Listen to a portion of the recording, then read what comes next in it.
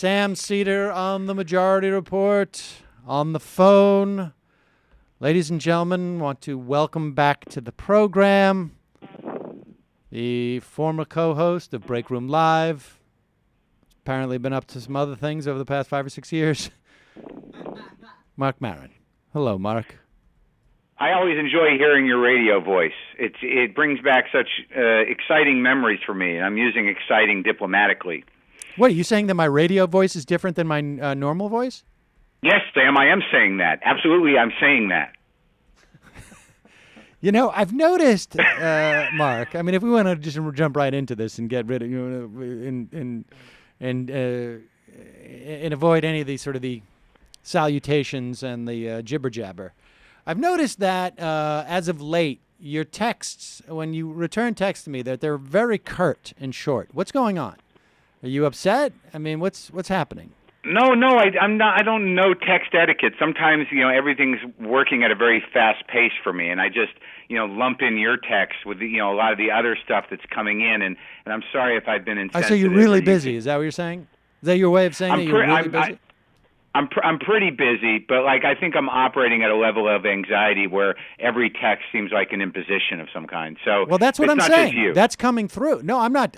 Believe me, I'm not taking it personally. I'm basically, what I'm doing is I'm taking your temperature because I'm a little bit concerned because you were in a phase for a while. I mean, it was probably a couple of months, but. Where you were much more, you seem more carefree. Now you seem to, the anxiety seems to be creeping back. It is back. What are you doing for yours? Are you on medicine? I don't know what the hell Everybody to do keeps about asking it. me I don't know what why. pills I'm taking. I don't know. What's that? Everybody keeps asking me about what pills I'm taking. No, right now I'm not on any medicine. I just not with my children at the moment. So that's why I seem so relaxed. Oh, okay. Yeah, no, look, I'm okay. Just I'm working really hard, and, I continue what are you to doing? Work.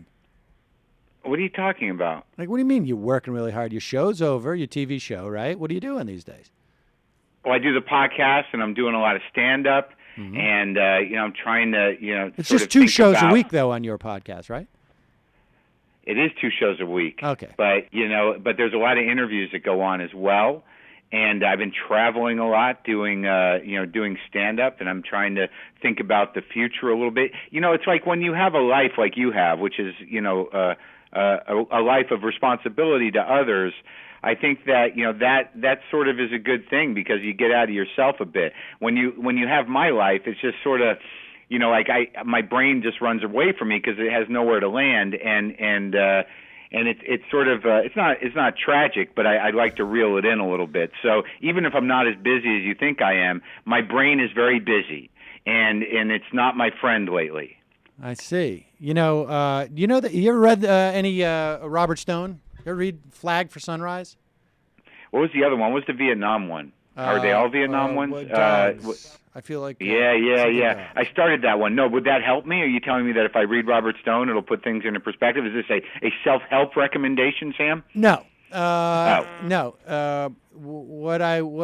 It just reminded me there was a passage, and it's been years since I read the book, but the protagonist I think was sitting on like some type of deck of a hotel or something, looking down at. The people who were struggling in, I think he was in Mexico, and I'm completely paraphrasing, but Stone wrote something like, and the protagonist responded to this scene of these people in the way that he had been trained to, which was self-pity, and I don't know why that occurred to me as you were talking about how hard it is that you're. Doing your 2 days a week podcast and traveling. Oh, I see. So I understand now. You're being condescending. No, not condescending. I don't think that's the word. No, I understand. You're very busy with your show every day, taking in the news of the world, right. Putting your point of view out there, fighting the good fight, like a martyr. You're sort of coming. That's what it is. You're being a martyr right now. It's not condescending. So, but being a martyr is much more appealing than being self-pitying, and I appreciate that. But I don't feel like I'm necessarily being self-pitying. I'm just a little amped up, and like I'd like to get a little clarity, a little peace of mind. That seems to be elusive to me, Sam. Well, let's talk about this. What's bothering you, Mark? What's bothering me? Yeah, come on. Well, I don't really know what to do with with my life. I don't know what I enjoy necessarily. I'm trying to figure stuff out.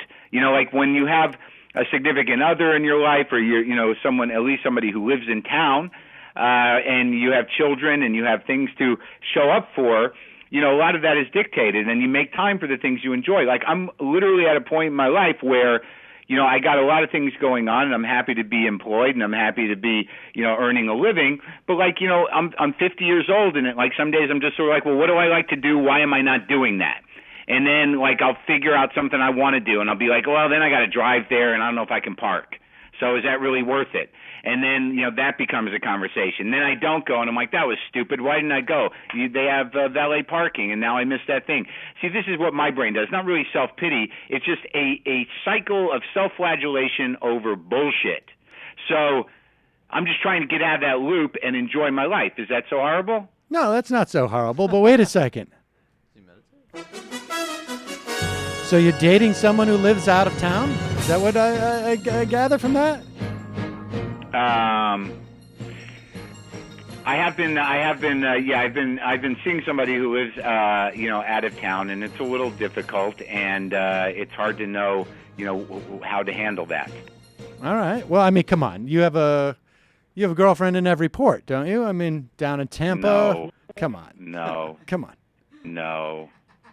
I don't. I'm too old for that business. Oh, really? Are you really?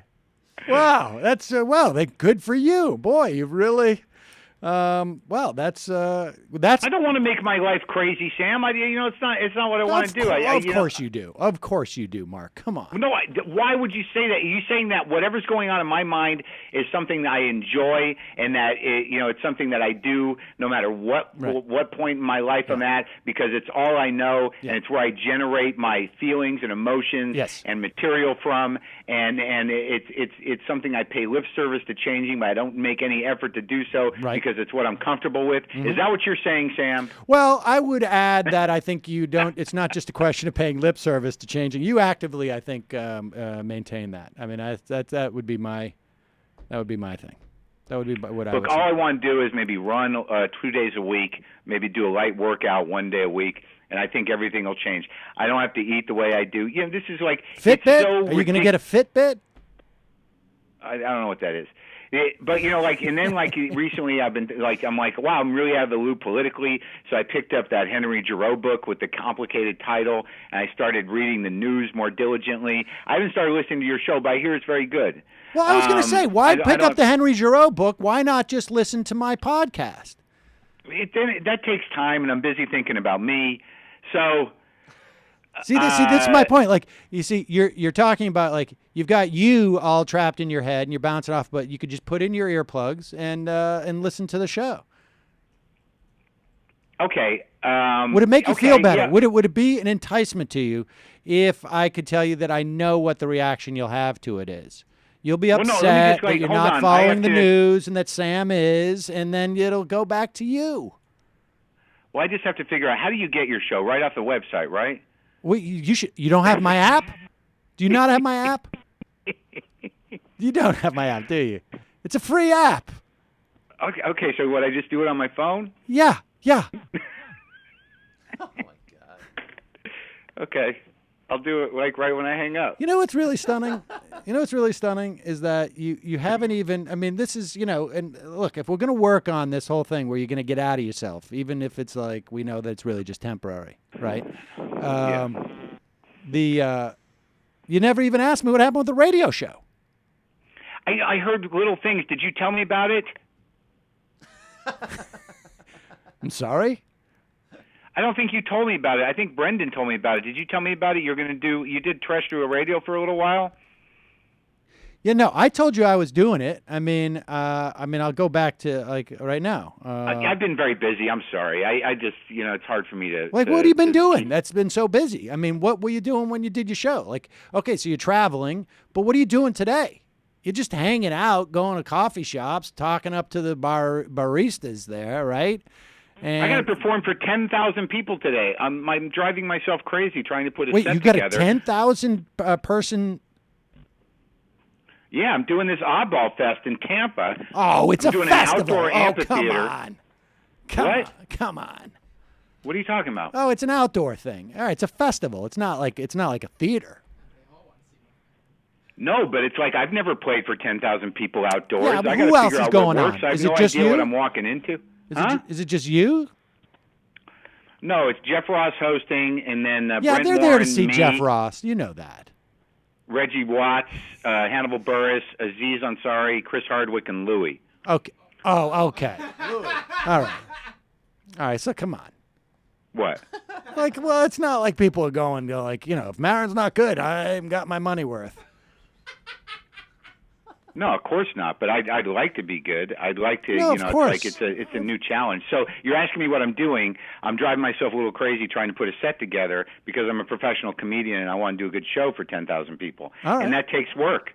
No, I know. I'm not, but I know 10,000, Tell me 500. about your ridiculous foray into terrestrial radio. No, forget it. I'm not going to. No. Come on. Now who's being self-pitying? Why don't you just tell me So what happened? if you'll recall, the last time we spoke, or I think we texted about it. I was taking I was doing 3 to 6 because Ed Schultz had resigned, had left radio, retired from radio. Randy Rhoads retired, all within a 2-week period, and so Tom Hartman moved down to 12 to 3, and 3 to 6 opened up, and I got into business with a couple of gentlemen, one of whom you know, and the other one you may probably know as well. And they said it's going to be an entrepreneurial thing. You got to do it for maybe 60 or 90 days before you get paid because the billing cycle. And I was like, all right. And it was hard. I was doing 5 hours of radio a day practically, and 4.5 or so. And about 5 weeks in, they tell me that their cost projections were 300% higher than they thought they would be. And revenue turned out to be 11 times less than they had thought. And I was like, well, what are the new projections? They told me, and it appeared that I would not be getting paid until January of 2015. And at that point, I said, hey, this show's not viable. And they're like, no, the show's viable. I'm like, well, it's viable Wait, because... let me ask you a question. So they ran the old Lefty Talk Radio con on you? You fell for that again, Sam? I did. I did. Boy, they saw you coming. Hey, they did. At least nobody said, like, look, when I got a brain tumor and then went on to... They didn't have to. Yeah. They're like, this guy's desperate. Yeah, it was... I mean, I was excited, to be on terrestrial radio. There's something about that that's still very fun. No, I agree with you. But... and I said, well, yeah, the show is totally viable. We could actually do this show forever if we paid no one. But, no, but all right. So did you leave on good terms? I'm curious. Yeah, I left on good terms. I was so happy with them. What do you mean, good terms? Well, you're always so diplomatic when you have a problem with authority and power. I actually handled this quite well. Handled this quite well. Let me tell you something. They sent me an email. One of the guys sent me an email, right? Because I was saying, like, look, you guys have no skin in the game. I'm actually paying my producers extra to fill in for me on the Majority Report. And in addition to working another, whatever it is, 100, 120 hours a month. You guys are just sitting there. So for you, it doesn't matter if the show, if I'm not getting paid. And so on the day before I announce it on air, or that day, I get an email from one of them saying, Sam, FYI, below is another expense we're going to have to try and figure out how to cover for this startup. And I look at the bottom of it, and there's an invoice attached, and it's an invoice for the imaging, where they go, now Sam Seder. And it was for $250. Yeah. And they were trying to figure out how they were going to pay for this. Oh my God. That was like when the last version of Air America was in trouble, and they brought that CFO in, and they brought me into the office to go over my moving expenses.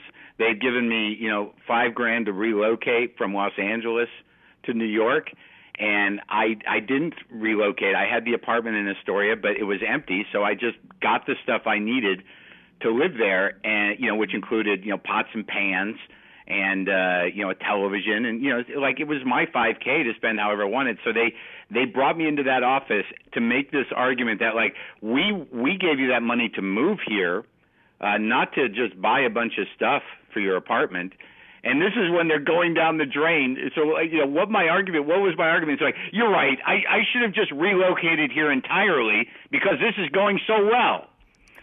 And they were sort of trying to nickel and dime me over, pots and pans and, all right, a guitar amplifier. But, I didn't want to schlep everything. So, hold on, wait a second. Now we know why Air America went under.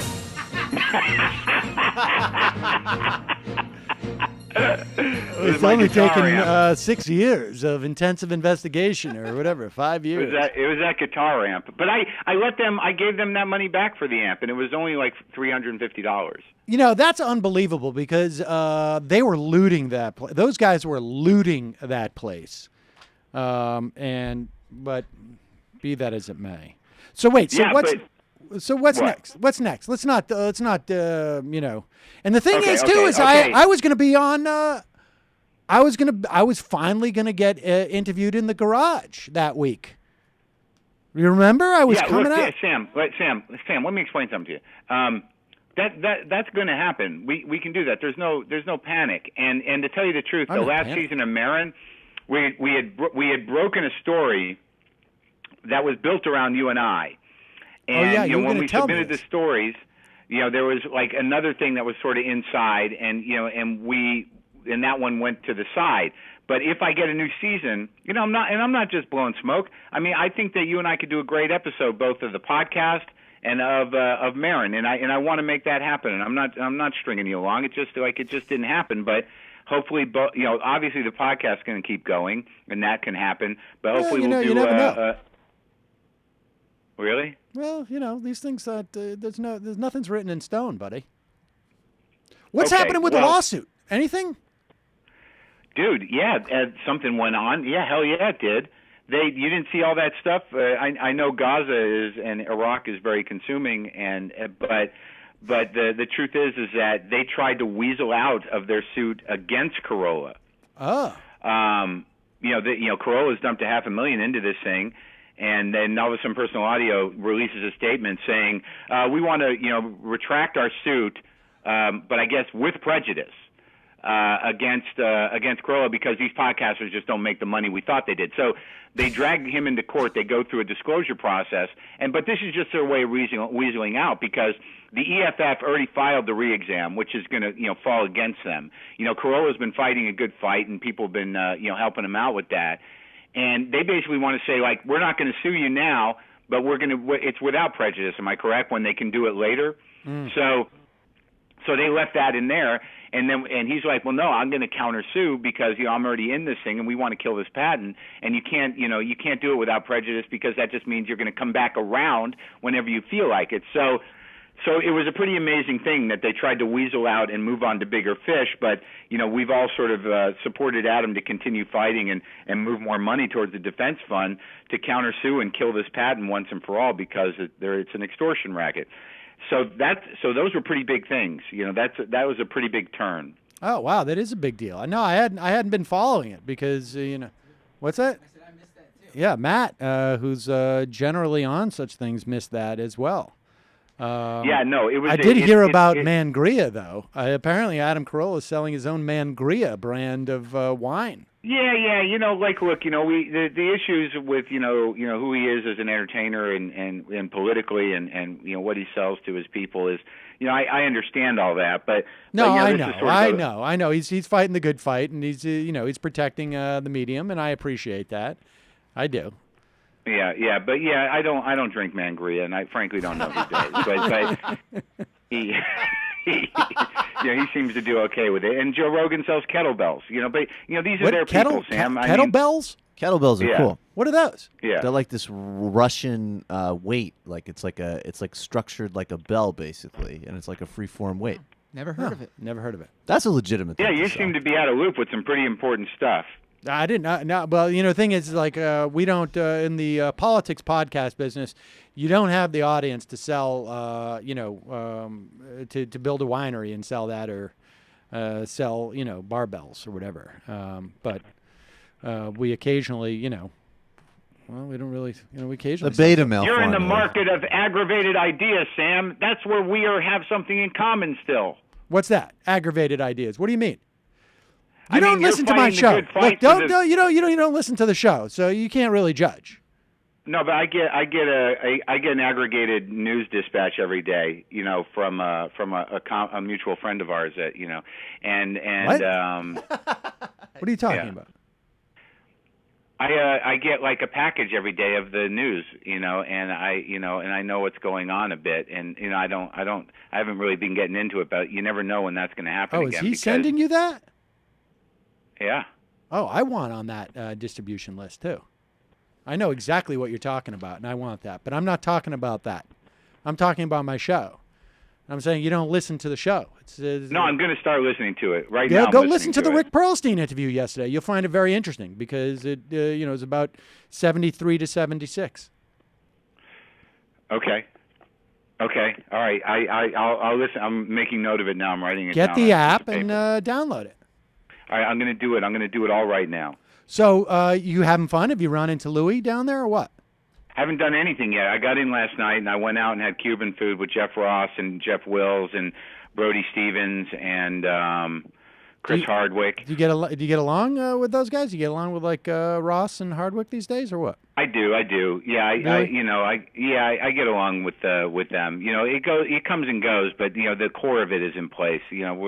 We're all entertainers, and I'm trying to be a worker among workers, a man among men. Look, I got my problems, but it's like I don't have to live in them. That's growth. You see, I'm not going to sit and throw anybody under the bus just because they're more successful than me, or I don't think they're, they deserve what they have. Wait, what? You said you're not going to throw them under the bus because you don't think they deserve what they have. I mean, you just did.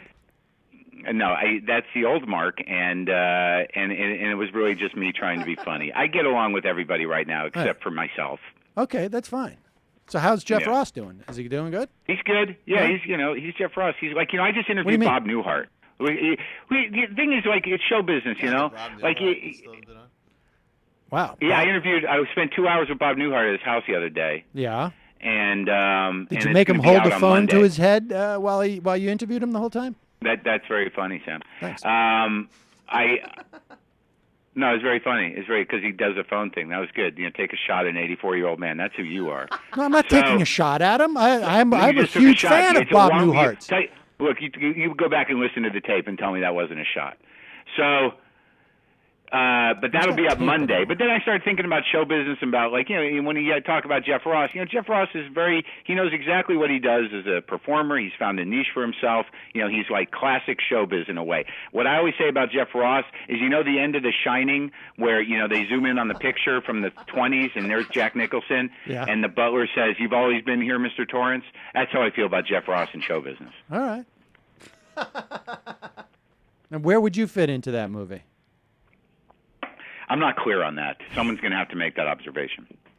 The dog giving the blowjob Yeah. on the bed? No, that's not appropriate. What happened? I don't know. He said something about the dog and I don't know, licking his own testicles or something. I'm not sure. So what now? I got some ideas for you what you can do there in Tampa. I actually took the time to look into some of the things that apparently are popular about Tampa. It is the strip club capital of the world. Yeah, it's not my thing. There's a Lowry. You just wait outside in the parking lot, right, to meet the girls? No, I don't. It's like I don't know. I have a hard enough time, believing people in real life. I understand. Lowry Park Zoo. Have you thought about that? Have you been to a zoo lately? No, but I'm writing it down. And the Kelly sisters are from there. Mm. Do you know who that is?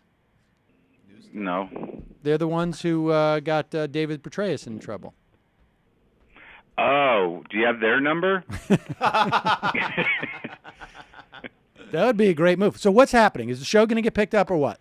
Let's. It's looking good. We'll know within a week or so. And so now, So in a week, I will know whether or not your ironclad guarantee of my appearance on season 3 now, I mean, even though we had an ironclad guarantee for season 2, will come to fruition.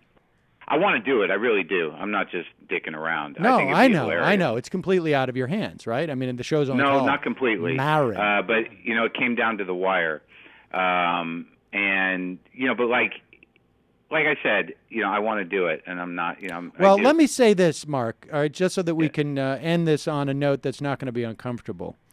That's such a setup for it to be uncomfortable. If it happens that whatever, the wire shows up again and it doesn't happen, don't go through this whole thing where you ignore my tweets or ignore my texts to you or calls, okay, because you feel uncomfortable about it.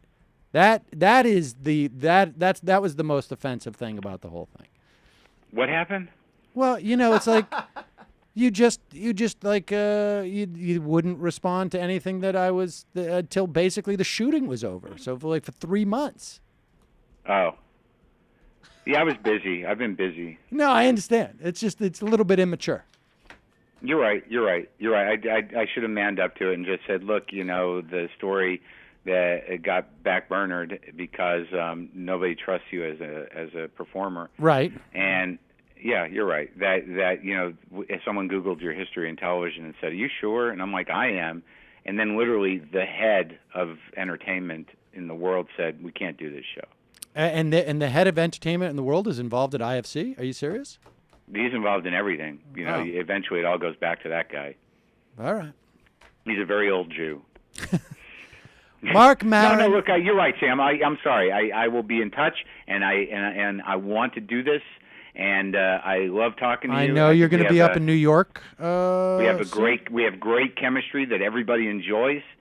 It's classic. It's classic. You're like the volatile, mean guy, and I'm the sort of sensitive, aggravated guy that you pick on all the time. People love that.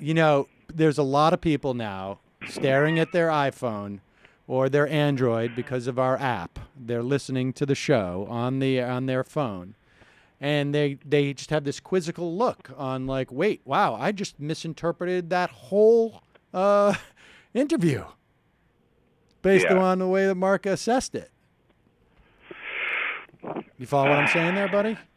Yeah, I've hit that thing that happens when you and I talk for a while. I'm exhausted and I'm losing focus. All right. All right. Well, good luck tonight, and let me know next time you're in New York. Don't just say. I know I will. Yeah, and we're going to eat some good food, and we're going to talk about the future. Yeah, maybe you can meet my kid.